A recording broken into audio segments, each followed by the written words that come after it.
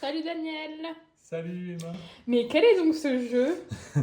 Il s'agit de Pitchball, donc mon jeu de pichenette sur le thème du football américain. D'accord. Et du coup, de quoi est composé le jeu? Alors en fait, le jeu est composé d'un terrain de jeu, hein, donc Ok. cette bâche, de 26 pions. Il y a 13 pions rouges et 13 pions bleus. Alors parmi les pions, il y a donc deux sortes de pions. Il y a les trois quarts, qui sont les casques là, hein, ils sont Ok. recto verso, tous les pions d'ailleurs sont recto verso. Il y a les coureurs, c'est les chaussures, et il y a aussi un pion ballon. Donc oui, ça fait en fait 27 pions. Voilà. D'accord. Alors, il y a aussi deux pions qui représentent les joueurs porteurs du ballon. Ils sont ici. Voilà. D'accord. Et du coup, c'est quoi le but du jeu? Alors, le but du jeu, ça va être de mettre deux touchdowns, donc deux buts, en envoyant un joueur avec le ballon dans l'embut adverse, donc dans cette zone bleue là, ou dans cette zone rouge. Et du coup, comment on se déplace les pions? Alors en fait, les pions se déplacent suivant le type de pion. Donc si c'est un trois quarts, il va se déplacer d'une case. Si c'est D'accord. un coureur, il va se déplacer de deux cases. Alors comment ça marche? Donc, si je suis là, par exemple, je vais pouvoir me déplacer d'une case au maximum, donc dans cette zone-là. Donc là, c'est bon. Et quand je me suis déplacé, je vais retourner mon pion. Ok. Le coureur, quant à lui, c'est un peu différent. Donc, il va se déplacer de deux cases. Il va pouvoir aller plus loin, donc il va pouvoir aller jusque là. Donc, un 2 un 2 1, 2. Donc il va se déplacer dans toute cette zone-là. Voilà. Ok. Donc là, ça va être bon. Par contre, on va pouvoir, une fois par tour, se déplacer d'une case de plus que prévu. Ça s'appelle mettre le paquet. On aura le droit de se déplacer d'une case de plus. Ok. Si par contre, on se déplace trop loin, à ce moment-là, ça va provoquer la fin de son tour. D'accord. Voilà. Alors Ok. tous les joueurs, en fait, vont pouvoir se déplacer au maximum de leur mouvement. Et une fois par tour, on pourra se déplacer d'une case de plus, c'est-à-dire que les linemen vont pouvoir, donc les trois quarts vont pouvoir se déplacer de deux cases. Un lineman va pouvoir se déplacer de deux cases une fois dans le tour. Ou bien un coureur pourra se déplacer de trois cases une fois dans le tour. Ok. En ce qui concerne le déplacement des joueurs, encore, quand un joueur est sur une ligne, il est considéré comme étant dans les deux cases qui touchent. À ce moment-là, on considère qu'il est là, donc ce trois quarts, il va pouvoir se déplacer normalement jusque-là sans mettre le paquet. Ligne comprise. Ok. D'accord? C'est pareil, par contre, il pourra se déplacer que jusque-là, ligne comprise. Hein, jusque-là. Voilà, sans mettre le paquet. Quand il est sur une intersection, on considère qu'il est dans les quatre cases. Ça veut dire que sa case de départ, c'est par exemple là. Donc il pourra aller jusque là, ligne comprise, sans mettre le paquet. Et en mettant le paquet, il pourrait aller jusque là. Ok. Voilà. Et du coup, on commence comment la partie? On va commencer la partie en... Donc on va tirer au sort qui est-ce qui commence à avoir le ballon. Et donc celui qui a le ballon va l'envoyer dans le terrain adverse. Donc admettons que c'est les bleus qui ont gagné le tirage au sort. Donc le joueur bleu il va prendre le ballon et il va le jeter dans la zone. Donc à partir de son terrain, il va le jeter dans la zone. Voilà. Voilà. Et ensuite, ça sera donc au receveur, à l'équipe receveuse du ballon de commencer la partie. Ok. Donc le joueur receveur va faire ses tours jusqu'à ce que donc, ils commettent une faute, hein, donc, ou alors qu'il ait retourné tous ses pions joueurs. D'accord. Voilà. Et à ce moment-là, ça sera à l'autre joueur de jouer. D'accord. Et du coup, que peuvent faire les joueurs?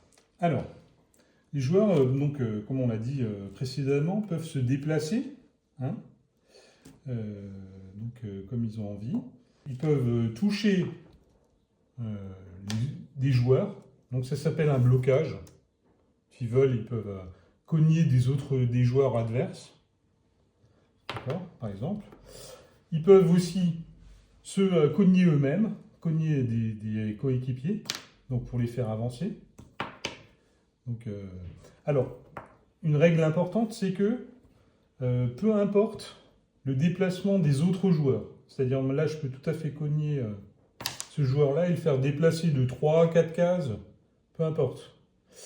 On va considérer que le déplacement du joueur qu'on a déplacé nous-mêmes, donc du joueur actif. Alors, ce qu'on peut faire aussi, c'est, par exemple, là, je vais devoir ramasser le ballon. Donc, pour ramasser le ballon, ça, c'est une action annoncée, le ramassage du ballon. C'est-à-dire que je dis, avec celui-là, je vais ramasser le ballon. Donc, je vais faire ça, hop, et je vais remplacer le pion par le pion porteur du ballon.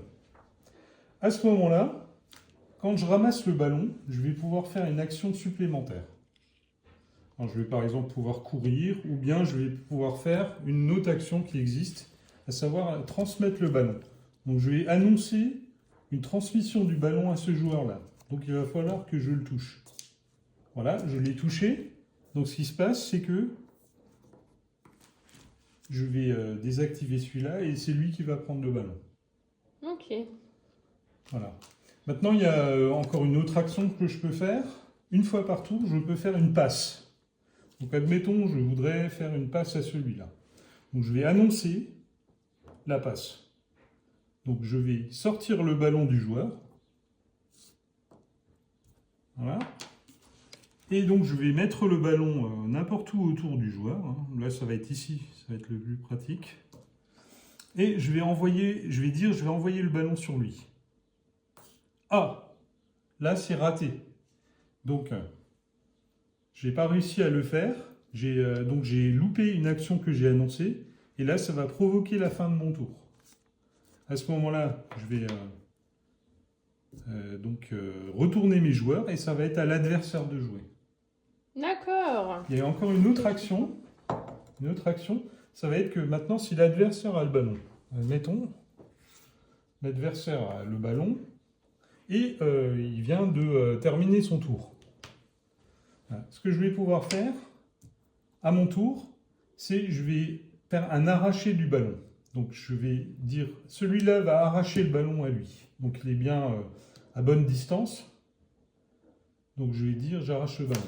Là c'est réussi. Donc je vais enlever le ballon de ce joueur et le mettre à celui-là. Non, c'est pas ça. Et le mettre à celui-là. Voilà. Et là aussi, quand j'ai l'arraché du ballon ou alors donc le ramasser du ballon, j'ai droit à une action bonus. Donc je vais pouvoir faire par exemple une transmission. Voilà. J'ai fait une transmission à lui. Ok. Voilà. Il y a une action que je peux faire aussi, c'est dégager le ballon. Alors ça c'est une action, donc c'est dégager au pied le ballon. Donc le ballon se trouve là, voilà, par exemple. Voilà, et je vais dire, je vais toucher le ballon et puis le déplacer. Simplement. Ça, c'est quand j'ai pas annoncé un ramasser du ballon. À ce moment-là, le ballon il va être tapé au pied et déplacé ailleurs. D'accord. Voilà. Et du coup, le tour de jeu, il s'arrête quand? Alors, le tour de jeu s'arrête quand on a retourné tous ses pions. Hein, quand tous les pions sont retournés, ou bien quand on a commis une faute. C'est-à-dire, par exemple, si j'ai dépassé, là j'ai mis le paquet, enfin, je pars de cette case-là, j'ai donc mis le paquet une fois.